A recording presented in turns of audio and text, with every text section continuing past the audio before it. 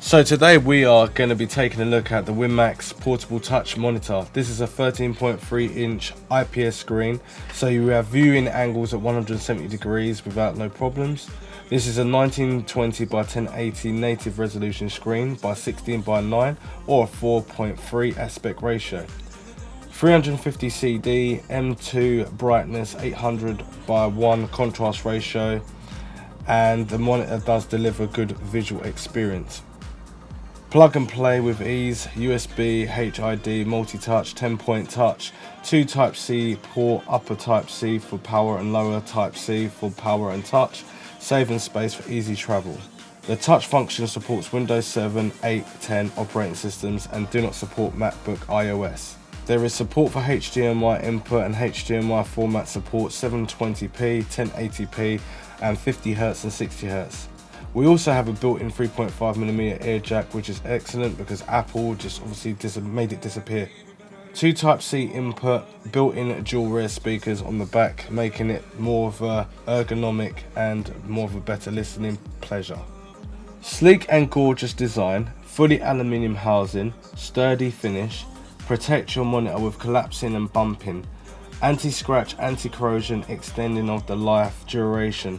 Portable and lightweight, 75mm and 75mm Versa mount on the back, packed with a cover stand, only 1 centimeter thick and 2.1 pounds, which is 1.4 kilos.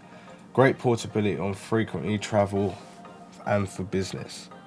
This also works on PlayStation 3, PlayStation 4, Xbox 360, PC, and your cameras as well. If you've got a mini HDMI, as this has got a full-size HDMI, it will work with no problem. And also compatible with Raspberry Pi 2, 3, and some camcorders if you choose to go down that route. So, just taking a look, I've got this plugged into the bottom cable towards the HDMI, and I've got the HDMI. It's obviously a full-size one. It's plugged into the back of the computer, and also the Type-C is plugged into the bottom hole. There's another one as well, but I've got it plugged into there to make this touchscreen. So now, as you can see, it's touchscreen, and I didn't mean to do that.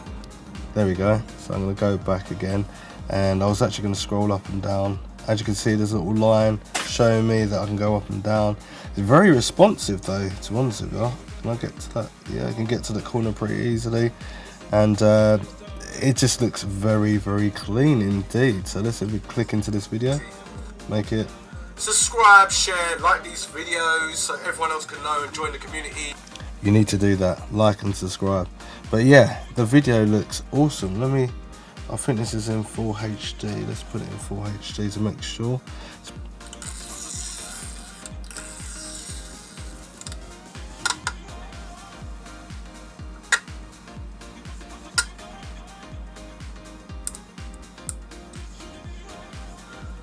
So, I don't know how to say this, but do you know what? I'll probably just split this off in a couple.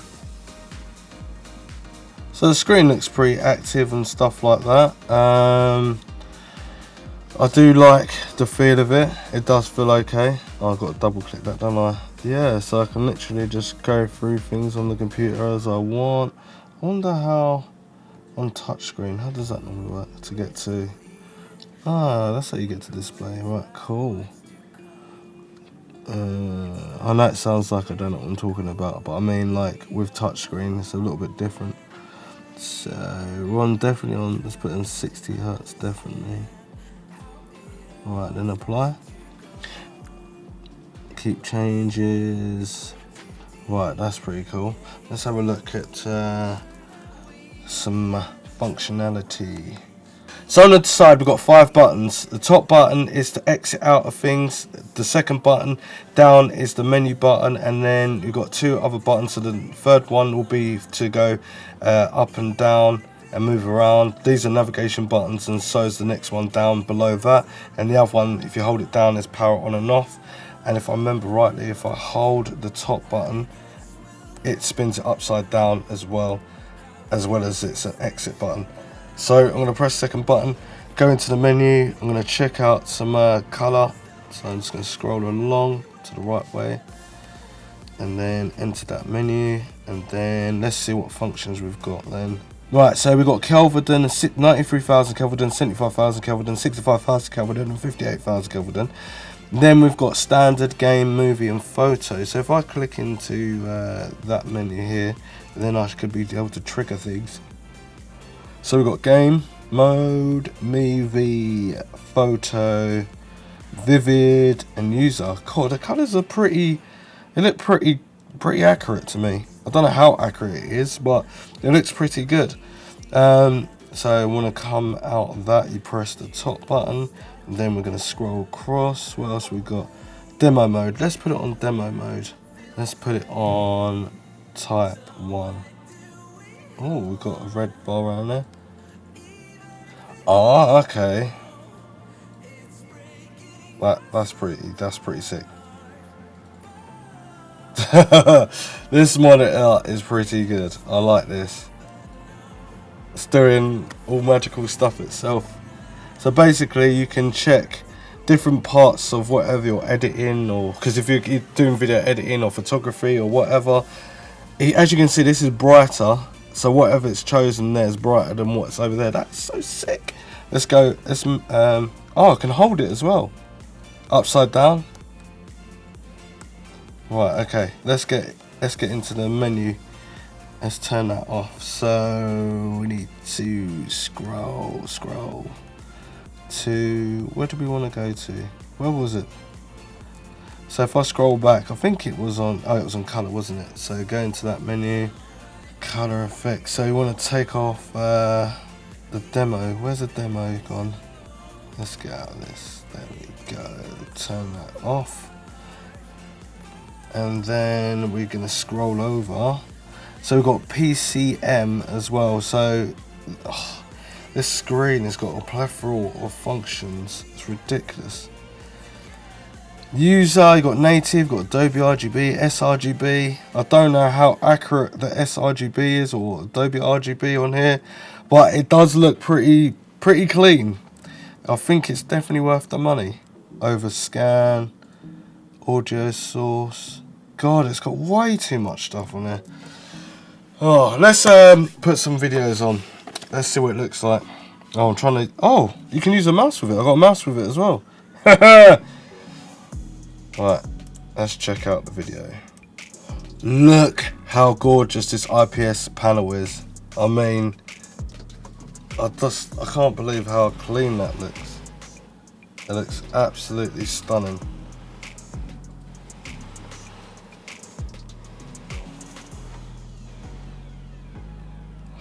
So nice. This is in 4K at the moment. Amazing. This monitor is very good. I'm not gonna lie. It has to be recommended by me, definitely. It's a little bit on, I don't know, maybe my eyes are just adjusted to like a very high expensive like panels. But this looks slightly a little bit it's like it's a little bit fluffy, but I don't think it is. I think it's just, it's got so many functions on it, it's ridiculous. It's like a very expensive high profile camera that you need all the different settings to be able to get the right settings that you want. That's what it's like. It's really quite cool. This little manual is a bit crap though, from what I can see. It doesn't really explain too much, but it's got enough information on there. Like if you want to know what the gamma is, it's like got 1.82, 2.2, 2.4. I went through the color temperature as well, 93,000 Kelvin, 75,000 Kelvin, 65,000 Kelvin, 58,000 Kelvin, and then you got user as well. And then obviously the color effects, where you've got standard, game, movie, photo, vivid, user, so you can do your own preferences of your own color changement or management. Then you've got a demo as well, which is really quite cool for a monitor that's not that expensive. You got PCM on there, you got hue 0 to 100 and saturate 0 to 100, and it seems to be really good straight out the box because I haven't really tampered with it that much. Aspect ratio, which I did say, 4 point, like you got full display here, 6:9 and 4.3, but I didn't know it had 5 ratio by 5:4 and 1:1 as well.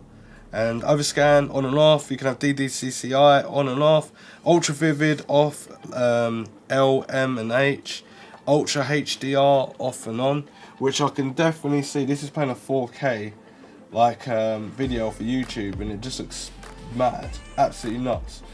And I think I'm going to actually use this with a camera now, because you can plug this into my camera and then use that as a second display, so you can see what you're looking at rather than having a little small display. You can use that display. It looks so accurate compared to other camera monitors as well. And the sound is really good because it comes with sound, and it's got its own little case, and it's got like a little magnet as well that holds it in place and that, and then you can cover it up and then walk off of it, and it keeps it protected and that. And the languages: Chinese, English, German, Italian, Spanish, French, Japanese, Russian and Korean. And plus you can move the display up and down. And it also has a 12 months warranty on it after you purchase it. And then obviously you got 24-month customer care as well, to go back and say if there's any problems or any help. And I've looked at Amazon. There will be a link in the description down below where to purchase this. It's around £230 of this video, and yeah, I highly recommend it. And it's good as well. You can take out the other Type-C cable, and you can just have it for power, and then use it with what I've got here, a monitor and a normal keyboard and everything like that. It has got a 14 millisecond delay, which means it's a little bit slower for gaming and stuff. But if high definition, and you can use sRGB and RGB on here, is that clean and clear to my eye right now, imagine what gaming would look like on there. It would be so good. But remember, it's only 60 Hz, so you can only play games really that are 60 Hz on there. But for traveling, you can't really go wrong. I just don't expect you to be comparing 144 to 240 Hz monitor this small that you can travel with. It's just not invented yet. Well, it could be, but I don't know about it. Anyway, definitely 100% recommend it, and I'm going to be definitely using it. It's very small, at 1.4 kilos as well. And coming with a nice case, it looks and gives it a very nice touch. It does have a Vaser mount on the back as well. I'm guessing you could definitely screw it into a Vaser mount somewhere, but it's really cool. It's one of the best ones I've seen. So you've got the 3.5mm jack here, 5 buttons on that side there, 2 USB Type-Cs on the side. So one's for power, and one is a power and touchscreen, which I've got it connected in. And you've got a full size HDMI, and it's straight into obviously the PC's port, and you can connect it to a laptop, PlayStation, Xbox, anything like that. If you've got power, you can play it. So yeah, highly recommend it. I would definitely give this a strong 9.5 out of 10 compared to the other move around travel monitors that I've done already. This is far the best, and the best looking one as well.